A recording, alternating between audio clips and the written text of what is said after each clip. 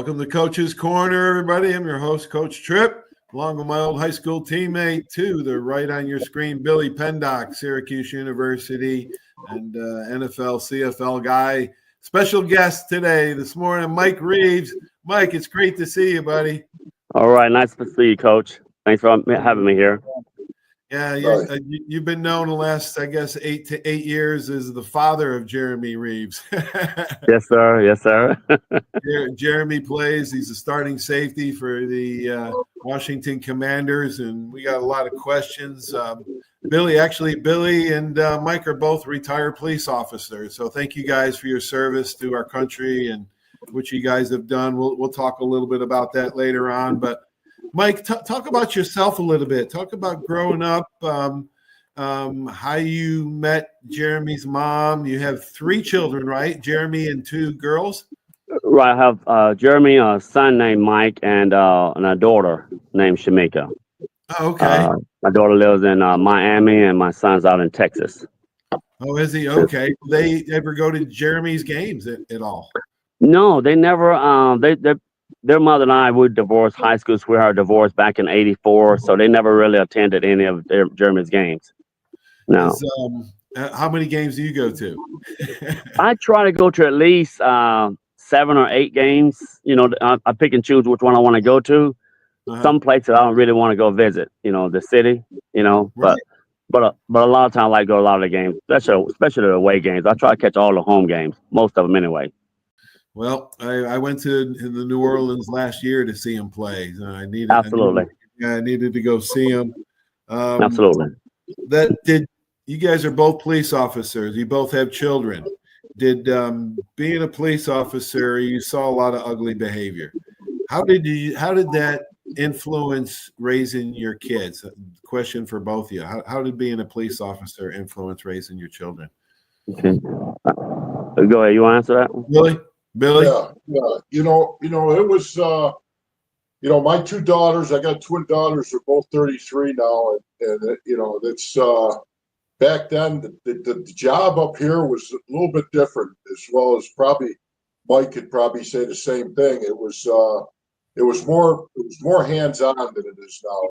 We didn't have body like they do now. And my kids were brought up, it wasn't real, they kind of, I wasn't as strict as most people would believe a police officer would be with his kids, but they seen the job and they seen me come home day after day, and you leave a lot of that stuff back at the headquarters when you leave the job, but the kids, they adapted good. Kids have a way of adapting and rolling with things, and this day and age now, it's, if your kids grow up and they're not on drugs, they're not doing things other, in the wrong crowd, you're doing a good job, even if it's a single parent or a separated home. It's good. Right. That's right. That's right. That's right. Mike? Yes, I grew up in a large family of 13. Wow. I was the youngest. Went in the military right after high school. I served at 10th Mountain Division, Specialized Special Operation Unit. I did 6 years in the military. I got out honorable discharge in 1990.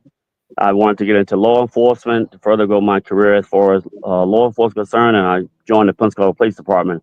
1990, I was sworn in June the 12th, 1990, and I served 25 years there. And I served from every department, from patrol, detective bureau, homicide, school resource officer, community relation, did a little bit of everything. So I met Jeremy's mom as I was on the tail end of my military career. Met her in 1987 here in Pensacola, which we dated briefly. I went back overseas to Germany. I came back in 1990. We reconnected, and 6 years later, Jeremy came. August 29th, 1996. I came up in a household, my father and my mother. My father was very strict. He was very structured. My father had to be that way because all the children that he had. He was very disciplined. and he performed and did things the way that he wanted us to see and how to do things in life. So there was very little room for mistakes. So as I was coming as a young boy, I wanted to be like my dad. Right. Didn't realize all that it involved. So raising Jeremy, I was very, very, very beyond structure with him. You know, we did everything according to military style, as far as cleanliness, as far as being obedient, and everything that goes with it. But my mother was the lady who provided all the love and care, who taught me how to love, and is what I taught Jeremy, how to love and respect people. Right. And regardless of how people may treat you, you still need to respect them, and then let everything take care of itself. But as far as Jeremy started out playing little league football. He started playing baseball. He started playing basketball. So I figured about 5 years old that he needed to be a football player. I told his mom that, hey, look, he keep running stuff around the house, running to us with his pads on. I need to put him on the football field. So 5 years old, I signed him up. I wanted to go to the roughest ballpark in Pensacola. That was at the time it was Salvation Army. Now it's called SYSA. He went there, and me being a police officer, I would go to take him every day, and I'll be out there while he practiced. So it was a very, very rough location in Pensacola for kids to play. But I wanted him to go to the roughest park in Pensacola where he can learn the basic fundamentals of how to be tough. So we did that, and he played Little League. He played the mini mites, midgets, and he never played juniors because then he wanted to start training and get bigger. So that's when I started taking him to the gym. Then he wanted to play high school baseball at Catholic High School. He did that for 2 years. He performed very well, played varsity in ninth grade, played 10th grade. So he's a very good athlete as far as that. And then he got a scholarship. He went to South Alabama. In the process of high school year, 12th grade, he fractured his L5. So that's the whole story by itself. But he was able to go up to college, went to South Alabama, which he became Defensive Player of the Year. Senior year, made first team All Conference player, All American. So he went undrafted, unfortunately. And being undrafted, you're on the outside looking in. So always train him that you never give up. You always going 100%, and you never deny it. You know, may take longer, but you never deny it. So anyway, he kept pursuing it. That was his dream. And at 9 years old, if you look on his Facebook page, they asked him some questions. A clipping of a news journal. They asked him what you want to do when you graduate when you get older. He said, I want to be a professional football player. And as you see, that's what happened. But he's one of the most humble kids that I've ever met, not only because he's my son, but if you look online, it'll speak for itself. He's nothing like I am. I don't want to be like me. So anyway, I mean, he's been at Washington now since he's been there since 2018. He was initially signed by Philadelphia Eagles. He got released at Cutdown back July of 2018, and Washington picked him up 2 weeks later. He's been there ever since. So. Yeah, what a story, man! Let me tell you, that kid. We're gonna get into his story and when he was a senior. We're gonna talk about that. Billy, you got a question for Mike? Yeah, I'd like to. Mike, I was listening to you, and we all go back to that same word, and that's discipline. And yeah. I was, and I was growing up and brought up, and Paulie was too, and we were brought up in just a different time. And now, absolutely, the kids are now, and with your son, was there ever a tough time when you think about back when the 14, 15, 16 age group, when things start happening with the girls, things start happening with his buddies, the jobs, the cars? That's where you lose a lot of these kids. And how did that go for you guys back at your house? Bill, I'm glad you asked that because I wanted Germany to be diverse in various areas of life as far as growing up. I grew up in a middle class. I raised in a middle class environment, middle class income, police officer / military. And I wanted him to be able to function and be able to stay focused, even if you're in a really tough high school or middle school. So what I did, he went to a very structured elementary school, which was Cordova Park Elementary. There's uniform in it, and they're very strict. They're very structured. So the education of elementary is one of the most education structure you can get in a kid. So he went to Cordova Park all 5 years. Then I said, okay, being a police officer, I know the rough middle schools in Pensacola. I want him to go there, and I want to make sure that he can function and stay focused around kids who are not doing the right thing. A lot of Right. parents shy away from that, but I Right. want him to be in the midst of it. So me being a police officer, I put him in Workman Middle School, and at the time, Workman was a rough school.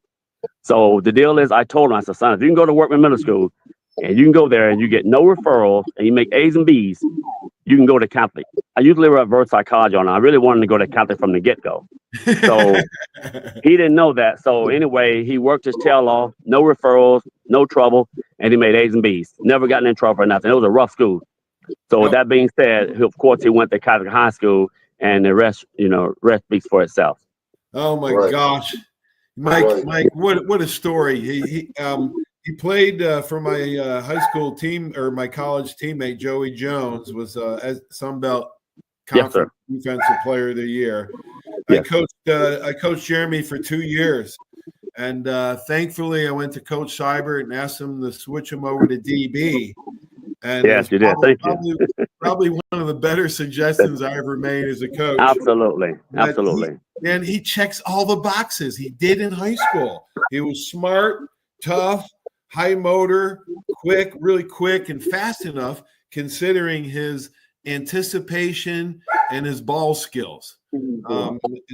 Just, he tackles low. Even to this day, I was watching the games last week, and he tackles really, really low, and usually gets him down.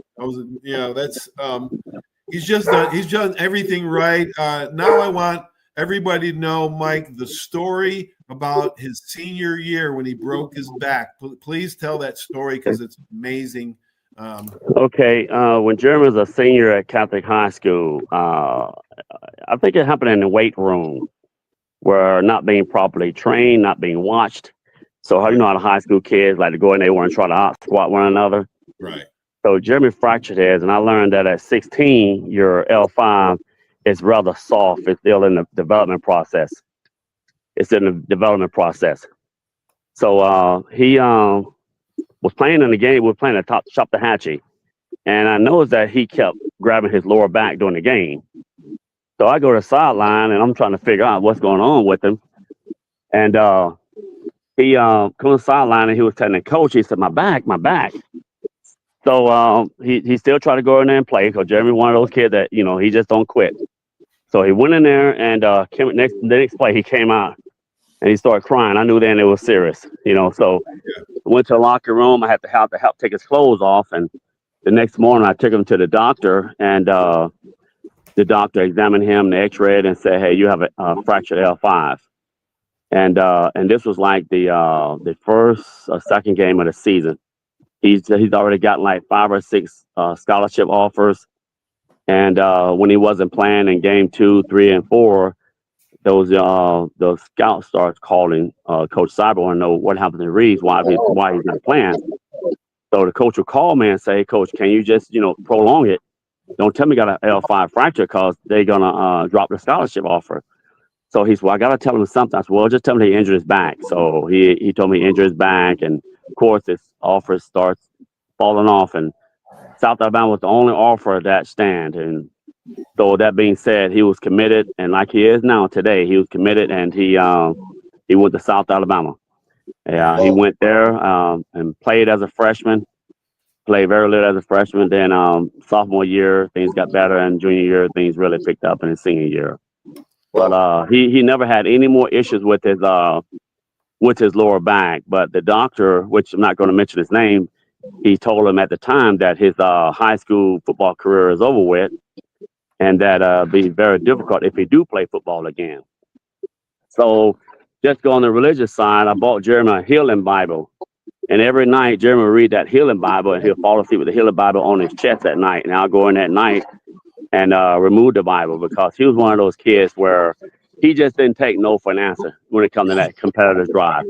Right. So within about, I think the seventh game out of a 10-game schedule, Jeremy came back and played.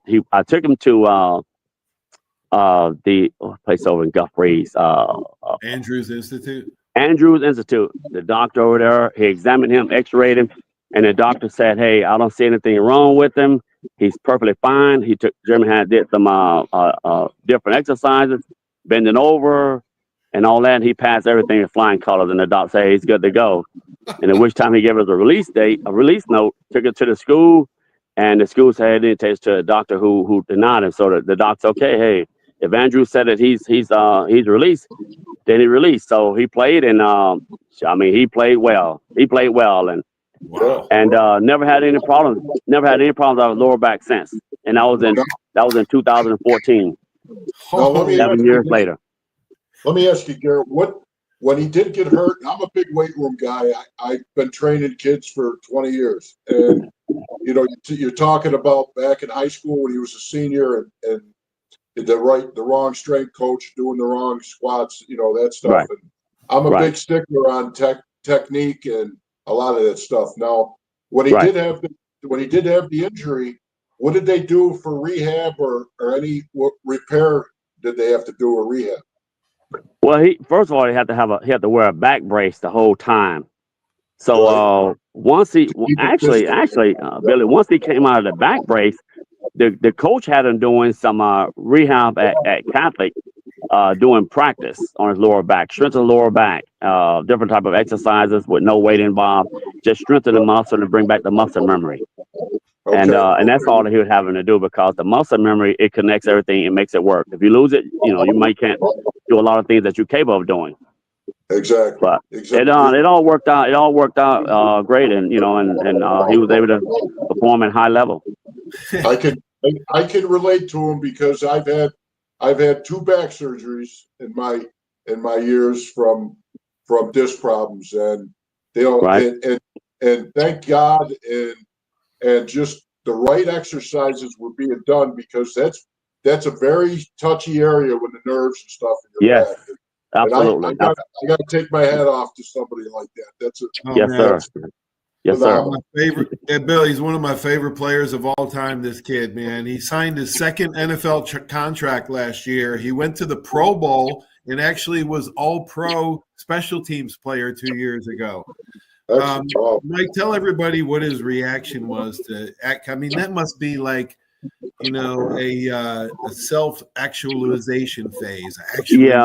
Well, I can tell you exactly where I was at when I received a call from Jeremy. I was at the mall here in Pensacola. He called me. He said, Dad, what are you doing? I said, I'm at the mall doing a little shopping. And I said, well, what's good? He have had such an up and down career in the NFL. Nothing surprised me. It was always, I got released, Dad. I'm getting cut. It was that for several years. So I've become immune to it. So I was like, I'm like, what's going on now, son? He said, Dad, you need to find somewhere to sit down. And I said, oh God. Car starts racing, and I was like, okay, what is it now? So I said, okay, son, I'm sitting down. He said, oh, Dad, I'm just letting you know that I just made All Pro and Pro Bowl selection and first team. Oh man, I just lost it. I lost it. So that was a milestone for because he had lost his mom, the year before that. Yeah, right. So he's been through a lot, and he's one of the captains for the team. Mm-hmm. He's a true motivator. He's awesome. I don't know if you watched the game Sunday night where he was sitting right next to Jaden Dane when he dislocated his elbow. He's that type of player. Yeah. He's caring, concerned about a lot of guys. And so but other than that, did a great job raising him. I mean, he's spiritual, he's a great teammate, he's tough, he's smart, he's got empathy for his teammates, and that's why he's become a leader back there, and actually one of the best players back there. Hey, Coach, this is what I say to people and to the world when they say, "Man, you did an outstanding job raising Jeremy." I'm gonna go spiritual on you because I didn't do nothing. I allowed God to use me as a vessel. Everything that I did, everything that I said, and everything that Jeremy was able to do, it was through God himself. Even right now, I send him scriptures. I pray for him. They got a clip of me and him praying on the sideline. We've been doing that since day one. God has truly used me, and God has truly blessed him beyond blessing. He has shown him favor. And I have to give God all the credit when I speak about what God has done for my son. Yeah. So, Gary, as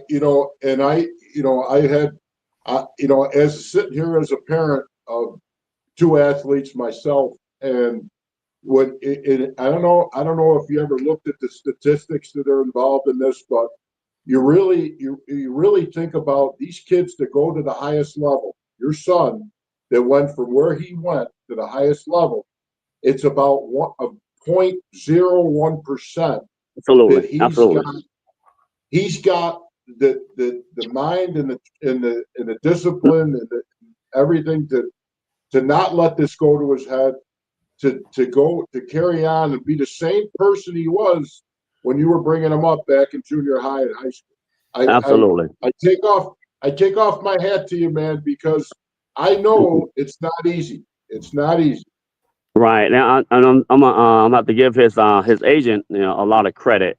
His agent is Wesley with 101. He's been his agent since day one in college. He was his agent, and when Jeremy got released the first time, I had an open relationship with Wes. He can fill me in, and he said, "Well, Mike, I just want to give you some good information." He said, "Jeremy's undrafted. He didn't have good numbers. His measure was not good." He said, "So with that being said," he said that don't expect him to have a long NFL career. And I said, "Really?" He said, "Well, no." He said, "Maybe a year and a half. He's possibly about 2 years. He'll be out of the league, done." And I said, I told Wes, I said, "Well, we'll see what God said about that. We'll see what God said about that." So, hey, this is year 8. This is year 8. Wow. And God has done things for him that he haven't done for a lot. I've searched guys as far as how long they hang around the NFL or his position, and not very many guys. Some has hung around, but not very many. Not in 2025. It just don't happen. I look at guys that was drafted on his team back in 2018. A lot of those guys are out of the league. And he was undrafted. Undrafted. Paulie, the thing people don't understand that haven't been around at the highest level is your average is 1 to 2 years, maybe 3 at times. Yep. Is your average of 98% of these guys in the NFL. Absolutely. Wow. I saw him get baptized recently. Is he getting married? Yes. Is Jeremy Yes, he's getting married. He's getting married March the 21st, 2026 here in Pensacola. Wow. Holy cow. That's awesome. Yeah, Chris Collinsworth was just raving about Jeremy Sunday night. He said he's all over the place, and I think what did he say exactly, Mike? Jeremy, we talk after every game, and sometimes he don't want to talk, so I give him that space. If he played bad, we ain't gonna talk that day for probably about a couple of days. Right. But after the Kansas City game, he knew he had a great game, and he told me, he said, "Dad, a lot of guys can't never say they tackle Mahomes. A lot of guys can't never say they tackle Travis Kelce." He said both of them are two possible Hall of Fame guys, definitely Travis. And he said, "Always wanted to tackle them, Dad, and I wanted to do open field tackle on both of them." Yeah. And he did that. He stopped Mahomes from getting a first down, and he tackled Travis for tackle for loss. A lot of guys don't get the opportunity. A lot of guys may play good, but are going to get the opportunity to tackle them. Right. So he accomplished a lot of things that he said I do. But man, I'm gonna tell you something. He is one of the most humble young men that you can meet. He ain't nothing like me. I don't want to be like me. I always prayed that he wouldn't be like me. He's humble. He's a better man than I am. He's a better man than I am. Yeah. Well, God works in mysterious ways. Go ahead, Billy. I don't think he'll ever. I think you got a kid there that is never gonna agree to that statement that he's a better man than his father. Because talking to you now, you should be very proud of what you've done, you and your wife and his brother and sister, and that's and it's a blessing right now to have. And I've seen, and again, I've been around thousands of kids, and I've had thousands of kids trained. it's like a needle in a haystack, man. You Right. know, Paul, tell him Yeah, he has that. He has that You it know, factor. Jeremy hey, has you know, that it factor. yes, You can't really put yes. your finger on it, but he's just a combination of everything that makes him a Yeah. leader. Hey, I want to say this here right quick for the viewers that are listening as well. You know, nowadays when you talk to your child or your children and you're doing corrective criticism on them, nowadays kids can't handle that. They either shy away from you or they get angry with you or they won't talk to you and tell you nothing in the future. But I'm here to tell you in the world that I have never, ever had those issues with Jeremy. I have corrected him when he did wrong. I have punished him when he was wrong. And you know what? I couldn't tell the difference of his attitude. He never displayed attitude. He has never talked back to me. He has never talked back to an adult, period. He's never been in no type of trouble. I'm not bragging. I'm just saying that what God can do when you put God in your life and keep him in your life. That's what God can do. He can humble your kids and lead them on the right path. Amen. That's what we hope for. That's our goal in life. As Amen. Parents and Christian parents, we want our kids growing up with the fear of God and following the good book, and that's all we can ask for. Yeah. And then we've done our job. Yeah, Amen. I'm so proud of him, man. I love him so much, man. Just I tell him appreciate that, Coach. Tell him I said Yes, hello. Drop yes, me sir, a I will. line sometime because I miss Yes, sir. talking to him. I miss talking Yes. to him. Yes, And, sir. Yes, sir. Yes, sir. Yes, Billy, sir. you got any final thoughts? we gotta get him on the show after the season's over and do this thing again, and we can Yes, grill sir. him pretty good. Yes, sir. Yes, sir. We can talk Yes, to him sir. about this wedding coming up, and Right. I can always ask him if he's sure. If he's Hey, 100% sure. this is what I tell people. I said, you know what? I've been pretty much retired. I can't raise Jeremy anymore. He's already his own man now. So the only thing I do now is talk to him. If there's anything that he want to know, ask he come to Pop. But other than that, he got it now. He don't need Pop to do no discipline, none of that. That's over with. Them days behind me now. Yeah, it's all gone. It's all gone. Yeah, he's a man now. I talk like a man now. Hey, the grandkids come next, Mike, and they're pure joy. Yeah, they're pure joy. So, Absolutely. Anyway, thanks, buddy. Thanks, man. Yes, sir. Thank you. Nice. Hey, so nice talking to you, Bill, and thank you again for your service, sir. Yeah, Mike, God bless you. It was great to meet you. Stay safe down there. Yes, sir. Thank you, man. God bless you and God keep you both, man. Amen, brother. Yes, sir. Okay, guys. Bye-bye. Bye-bye now. Man, you can see why Jeremy turned out so well, huh? That guy is put together, man. He is really growing up with a family of 9, Billy. Wow. Thanks, Billy. Thanks, everybody, for watching. What a show. This is brought to you by Sandy Sansing Chevrolet. Go visit those friendly folks here in Pensacola, Milton, or over in Foley. Stay tuned for these great messages. Without these sponsors, this just wouldn't be possible. So long, everybody. When it comes to buying your next car, truck, or SUV, you need a team that puts you first. Here at the Sandy Sansing dealerships, we're proud to serve Pensacola and the Gulf Coast with the best selection, trusted service, and deals that work for your family.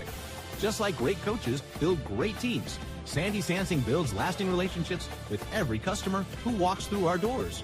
Because when it comes to finding your next vehicle, there's only one name to remember. Sandy Sansing can. 75 years of service in high tech today. It's Pensacola Glass Company at 433-8348.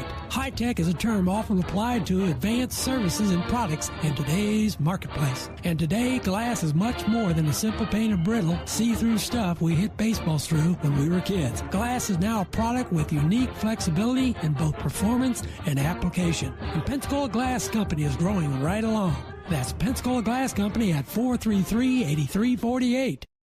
Are you riding around in a filthy vehicle? Dirty car no more. Visit Ronnie's Car Wash today to get it shining in no time. They have 3 convenient locations with another coming soon. The unlimited monthly wash packages start as low as $14.95 per month with free vacuums, multi-purpose spray and towels. Visit them in Gulf Breeze, Navarre, Fort Walton, and soon Crestview. Don't wait, wash today. Be sure to see Ronnie's Car Wash on Facebook to see the latest specials and discounts. You'll be riding and shining in no time. That's you trying to fix the plumbing yourself to save a few bucks. Doing things yourself doesn't always end well. The same goes for insurance. That's why Auto Owners works with local independent agents who tailor coverage to meet your needs and offer discounts for life, home, car, and business insurance. Because sometimes you need a professional to get the job done right. That's simple human sense. When it comes to buggies and golf carts, nobody does it like Buggy Works. Hi, I'm JP Wibbs. We've got the largest selection of golf carts on the Gulf Coast. We have a brand new 10,000 square foot state-of-the-art service center and showroom to keep you rolling. We're right here in the heart of Car City at 5831 Pensacola Boulevard. Open Monday through Friday, 8 to 5, Saturdays 9 to 3. Check us out at buggyworks.com. Buggy Works. Come by and see why we're the #1 Denago dealer in the nation. My name is Steve Reynolds. I'm the manager and owner of Cordova Lanes, and we help keep your mind out of the gutter. Cordova Lanes is part of the community of Pensacola. Being here for 43 years, we've entertained more people than any other bowling center in the city. We sell fun for a living. Cordova Lanes is located at 2111 Airport Boulevard in Pensacola, behind Cordova Mall. Come on out and see us at Cordova Lanes Bowling Center. Thank you. For 30 years, you have seen the orange Beck signs all over the Gulf Coast listing a property for sale or lease. Beck Partners is your trusted advisor in commercial real estate, property management, commercial and personal insurance. Senior Vice President David Valletto has been with Beck Partners since 1989. Take advantage of his wealth of knowledge by calling him today at 982-7352, 982-7352. Extensive experience in all aspects of leasing, sales, management, and site selection will make sure your expectations are exceeded.